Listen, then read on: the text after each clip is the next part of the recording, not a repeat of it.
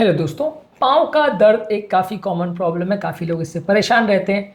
आज हम एक ओवरऑल डिस्कशन करेंगे पाँव के दर्द के अलग अलग कारणों के बारे में, उनको डिफ्रेंशिएट करने का प्रयास करेंगे ताकि शॉर्ट में आपको एक अंडरस्टैंडिंग डेवलप हो पाए कि पाँव के दर्द के क्या कारण होते हैं और उनको हम कैसे ट्रीटमेंट करेंगे। क्योंकि किसी भी बीमारी के ट्रीटमेंट स्ट्रैटेजी में सबसे इंपॉर्टेंट चीज़ होता है उसके कारण को समझना। हर कारण के हिसाब से ट्रीटमेंट स्ट्रैटेजी बिल्कुल अलग होती है, इसलिए आज हम उन कॉमन कारण पर बात करेंगे जिनकी वजह से लोगों को पाँव में दर्द हो सकता है।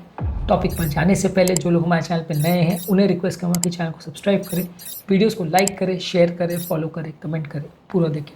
टॉपिक बहुत ही इंपॉर्टेंट है, इसलिए इसे एंड तक देखिएगा। हर एक कारण के साथ हम डिस्कस करेंगे कि वो क्यों होता है, कैसे होता है और उसको कैसे मैनेज किया जाता है। सिर्फ शॉर्ट में ही डिस्कस करेंगे।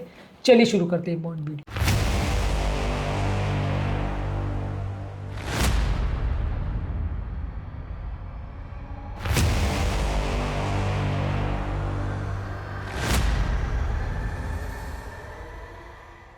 सबसे पहले मसल में खिंचाव, तनाव या स्ट्रेन की वजह से, कोई इंजरी की वजह से पेन, स्टिफनेस हो सकता है। ज़्यादातर कोई सडन मूवमेंट हो, ओवर एक्सर्शन हो या चोट लग जाए, एक्सीडेंट हो जाए तो इसकी वजह से लोगों को पेन हो सकता है। ज़्यादातर इस तरह के केस में आपको वो पर्टिकुलर मसल को छूने में, दबाने में दर्द होगा। वो पर्टिकुलर मसल के आसपास की जो मसल्स होंगी उनमें भी स्टिफनेस होगा। उसको दबाने पर आपको समझ में आ जाएगा कि यहाँ पे प्रॉब्लम है, प्लस साथ में हिस्ट्री मिलेगी कि पेशेंट को इस वजह से कल से पेन हो रहा है, उससे पहले ही एक्सीडेंट हुआ था। उसके बेसिस पे आप जज कर सकते हैं कि व्यक्ति को मसल स्प्रेन या स्ट्रेन है। उसके बेसिस पे आप ट्रीटमेंट प्लान कर सकते हैं। इसके अलावा आता है पेरिफेरल आर्टरियल डिजीज, जिसमें पाँव की नसों में अगर ब्लॉकेज हो और ब्लड सप्लाई अगर कॉम्प्रोमाइज हो तो ज़्यादातर इस तरह के व्यक्ति को चलने फिरने पर पेन होगा, खासकर काफ मसल में।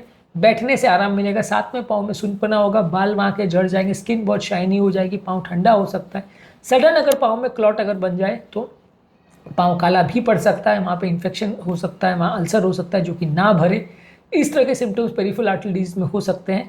इस तरह के केसेस में जब आप डॉपलर टेस्टिंग करते हैं तो आपको पता चलता है कि वहाँ आर्टरियल ब्लॉकेज है या नहीं, और उसको बेस पे आप डिफ्रेंशिएट करते हैं। पेरिफेरल आर्टरियल डिजीज के बहुत सारे कारण होते हैं, इस पर हमने ऑलरेडी सेपरेट वीडियोज़ किए जो कि आप हमारे चैनल पर देख सकते हैं। इसके अलावा होता है डीप वीनस थ्रोम्बोसिस, जिसमें पाँव की वेन्स में क्लॉट जम जाता है, जिसमें एक पाँव में सडन सीवियर पेन होगा, पाँव बहुत भारी हो जाएगा, बहुत मोटा हो जाएगा, स्वेलिंग हो जाएगी, गर्म लगने लगेगा, और दूसरा पाँव कंपैरेटिवली नॉर्मल होगा। ये एक सीरियस कंडीशन है क्योंकि ये क्लॉट अगर पाँव की नली से निकल के अगर लंग्स में चला जाता है तो जानलेवा पल्मोनरी एम्बोलिज्म कर सकता है। इसे डीप वीनस थ्रोम्बोसिस बोलते हैं। डीप वीनस थ्रोम्बोसिस और पल्मोनरी एम्बोलिज्म दोनों पर ही हमने सेपरेट वीडियोज़ किए हैं जो कि आप हमारे चैनल पर देख सकते हैं। डीप वीनस थ्रोम्बोसिस में अगर डॉपलर टेस्ट आप करते हो तो आप पकड़ सकते हो कि इसमें क्लॉट जमा हुआ है। उसको खून पतला करने की दवा देने से फ़ायदा मिलता है। इसके अलावा होता है पेरिफेरल न्यूरोपैथी, जो कि नर्वस सिस्टम के डैमेज की वजह से होता है, जिसमें व्यक्ति को पेन होना, दर्द होना, झुंझुनी होना, वीकनेस होना, ऐसे सिम्टम्स हो सकते हैं।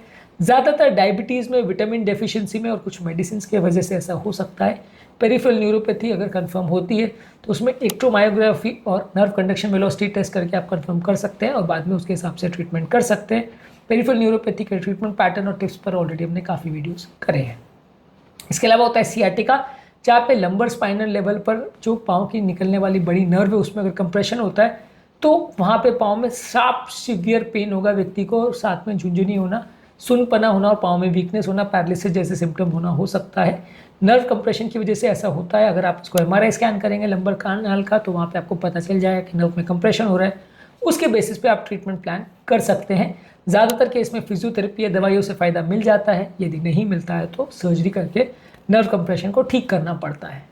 इसके अलावा आता है रेस्टलेस लेग सिंड्रोम, जिसमें एक इरेजिस्टिबल अर्ज होता है लेग्स को मूव करने का, जिसकी वजह से पाँव में सुनपना, झुंझुनी, खुजली जैसे सिम्टम्स हो सकते हैं। ज़्यादातर ये रेस्ट लेने से बढ़ते हैं और अगर आप वहाँ पे चलना फिरना चालू कर देते हो तो उसमें इंप्रूवमेंट होता है। इसको रेस्टलेस लेग सिंड्रोम बोलते हैं। इसकी वजह से भी पाँव में दर्द हो सकता है। ये थोड़ा सा अनकॉमन है। इसके अलावा कुछ मस्कुलोस्केलेटल कंडीशन जैसे osteoarthritis, rheumatoid arthritis, bursitis, tendinitis, stress fracture में भी इस तरह के अलग अलग तरह के पेन हो सकते हैं। हर एक तरह की मस्कुलर प्रॉब्लम या स्केलेटल प्रॉब्लम के अलग अलग फीचर्स हैं जिनको हम सेपरेट वीडियोस में डिस्कस करेंगे। ये अलग अलग बीमारियों में भी हाथों पाँव में दर्द हो सकता है। इसके अलावा नेक्स्ट इंपॉर्टेंट कारण है ट्रॉमेटिक इंजरी। अगर किसी व्यक्ति को हो जाए, यानी चोट अगर किसी को लग जाए, उसकी वजह से कोई फ्रैक्चर हो जाए, डिसलोकेशन हो जाए या कोई लिगामेंट टियर वगैरह हो जाए तो वैसे व्यक्ति को भी पेन, स्वेलिंग और दर्द हो सकता है। इस तरह के पेशेंट में आपको क्लियर कट कोई ट्रॉमा या इंजरी की हिस्ट्री मिलेगी, उसके बाद दर्द चालू होगा। जब आप पेन किलर्स देते हैं तो पेशेंट को आराम मिल जाता है। आप स्कैनिंग वगैरह कर सकते हैं, एमआरआई, तो उसमें ज़्यादातर आपको मिल जाएगा कि कहाँ पे इंजरी हुई है, कितनी सीवियर इंजरी हुई है और उसके हिसाब से आपको क्या करने की आवश्यकता है।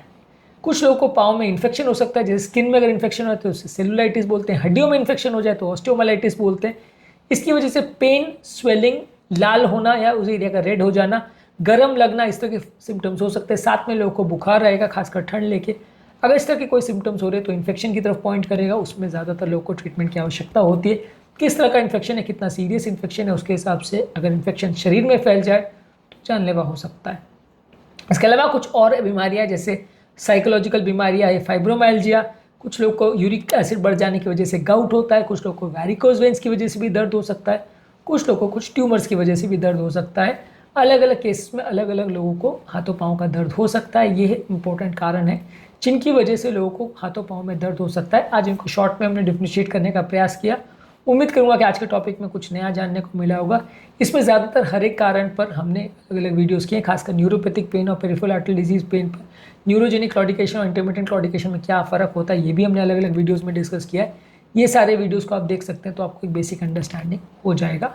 टॉपिक एंड करने से पहले जो लोग हमारे चैनल पर नए हैं उन्हें रिक्वेस्ट करूँगा कि चैनल को सब्सक्राइब करें, वीडियोज़ को लाइक करें, शेयर करें, फॉलो करें, कमेंट करें, पूरा देखें।